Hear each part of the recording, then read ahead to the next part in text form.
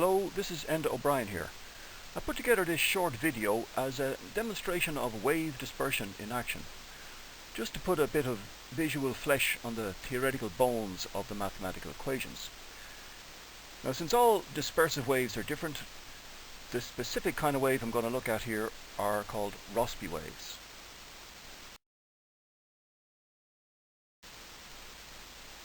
In the real world, Rossby waves are large-scale waves that occur routinely almost everywhere within the atmosphere and the oceans. They're large because they need to be able to sense the curvature of the Earth. This image here is a snapshot of the 500 hectopascal geopotential height field in the southern hemisphere on one particular recent day. There's nothing particularly special about this chart. You can look at the same field for pretty much any other day and see more or less the same patterns. The dominant patterns here are the height contours, which make wavy patterns around latitude circles. And this one looks like it's dominated by wave number 8. So you can count more or less 8 peaks as you move around a latitude circle. Of course, these waves are not pure Rossby waves. They certainly aren't linear Rossby waves, but it's probably fair to say that the pattern is dominated by Rossby waves.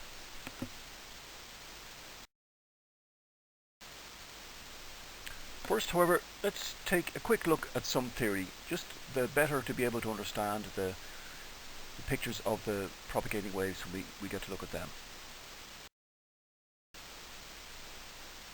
The basic principle here is the conservation of absolute vorticity in a fluid on a rotating planet.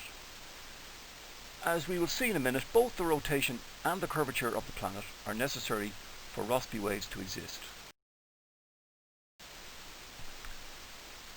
Now, absolute vorticity is the sum of planetary vorticity represented by F and the relative vorticity represented by this Greek letter xi.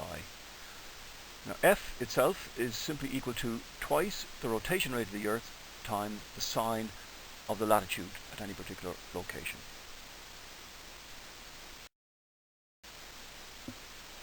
Conservation of absolute vorticity F plus xi just means that the time rate of change of it is 0.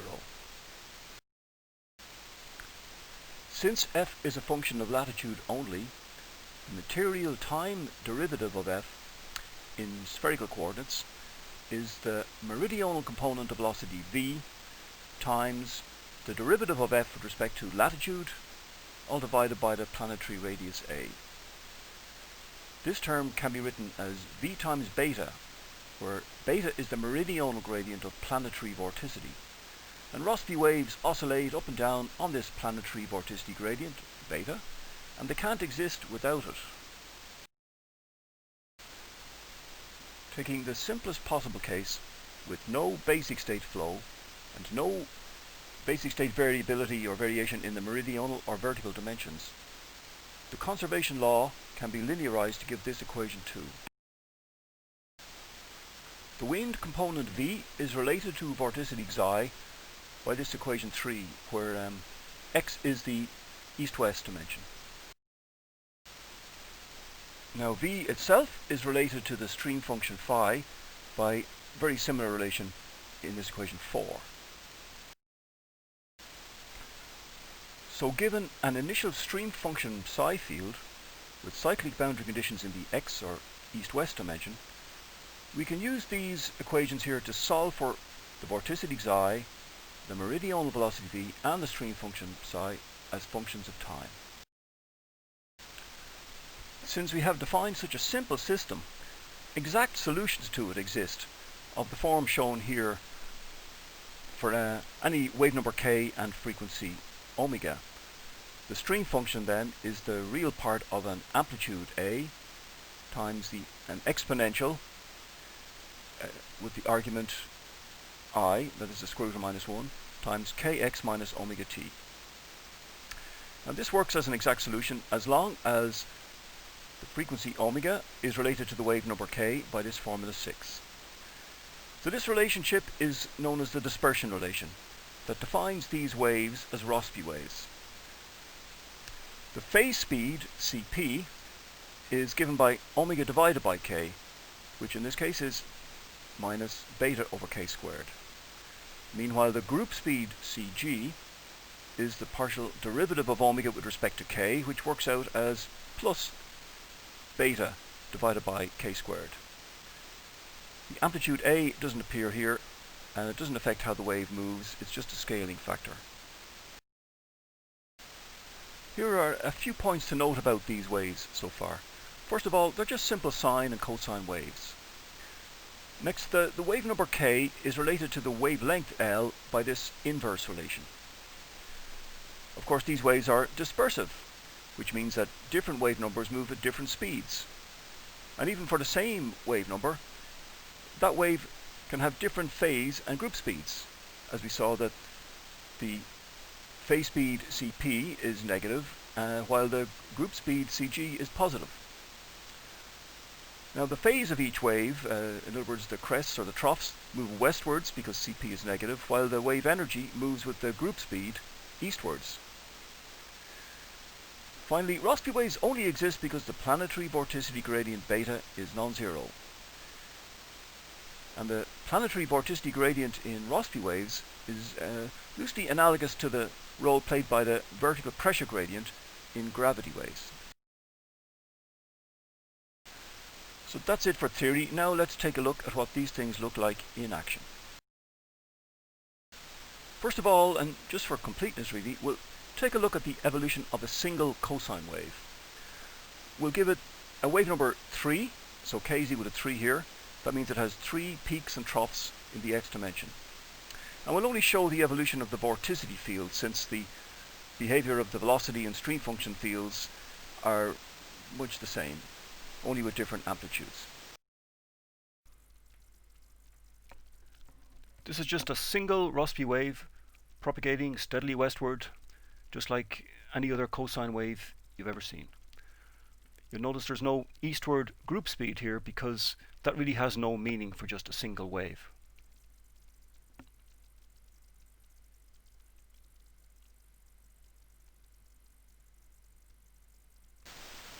The propagation of that single wave can also be plotted very simply on a single chart with x distance on the x-axis, time going from bottom to top on the y-axis, and the vorticity values shown by the different colors.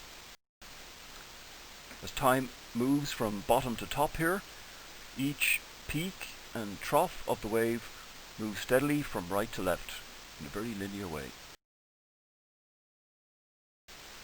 Next, we'll look at a slightly more complicated situation where we have a combination of 2 cosine waves, one with wave number 2 and the other with wave number 3. So the following 3 movies will show in turn the stream function, the velocity and the vorticity fields, and they all propagate in more or less the same way. First, here's the evolution of the stream function of those 2 waves.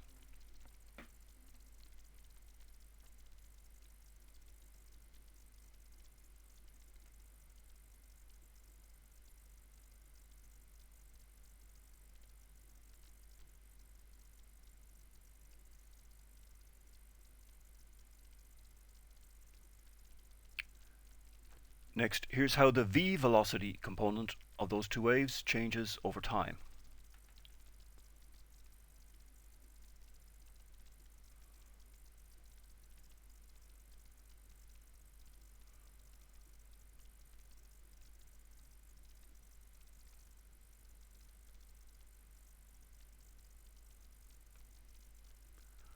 Finally, here's the evolution of vorticity. You notice that as each peak moves westward, it reaches a maximum at some point, while the next wave following along behind reaches its maximum at some point to the east or to the right of the previous one. So in that sense, the energy or the group of the whole wave system is moving eastward. As before, we can show the evolution of those variables on a single chart or a time longitude diagram called a Hofmöller plot. Here is such a chart for the stream function.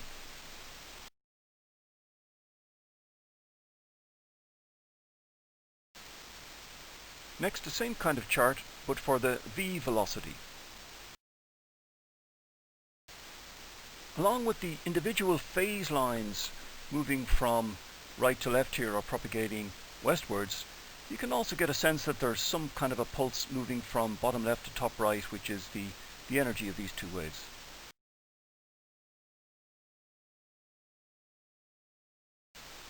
Finally, the same diagram but for vorticity. Again, this shows more or less the same kind of pattern as for the stream function and the velocity variables.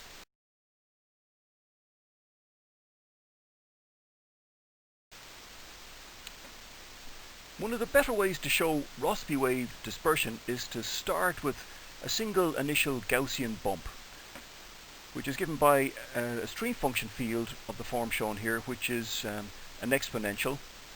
And in the exponential there, x0 is the center of the bump, and we've put it about 1/5 of the way into the domain from the west. And this L0 is the effective width of the bump.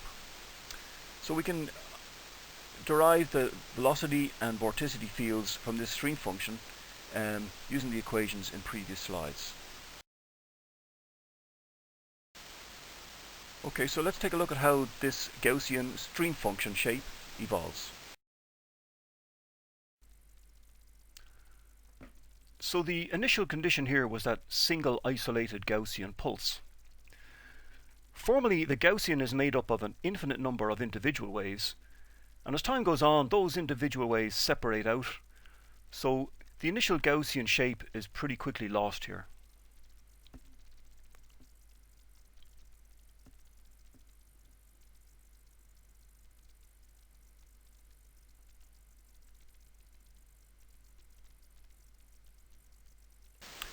As with the other wave propagation videos I showed, we can display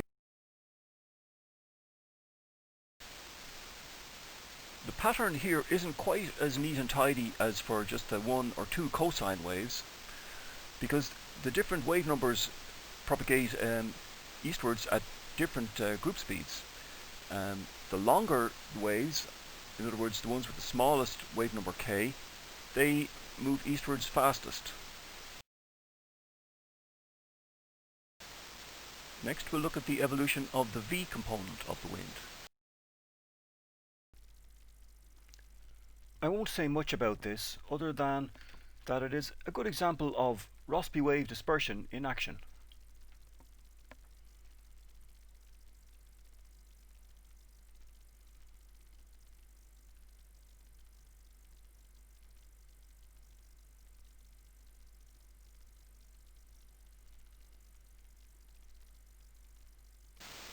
Let's show that field now on a Hofmüller diagram as with all the others.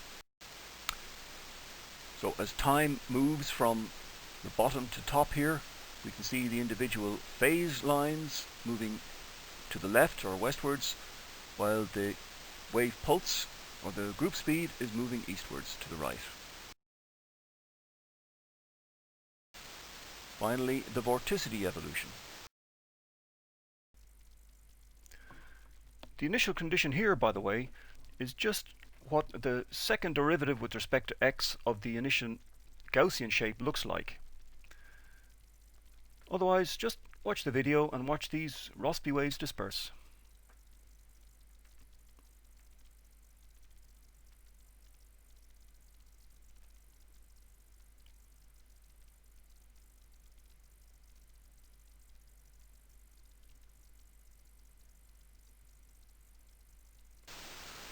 Okay, let's see how that looks on a Hofmüller diagram. This looks quite similar to the similar diagrams for the stream function and the velocity fields, but it's a bit sharper, a bit cleaner, and if I was to show you a single image that represents Rossby wave dispersion in action, this would be the one. You can see how the phases move slowly westwards to the left, while the energy or group speed of the wave moves a bit faster eastwards to the right. So this is the picture, really that is the punchline of the whole thing. Thanks for listening and watching. Bye bye.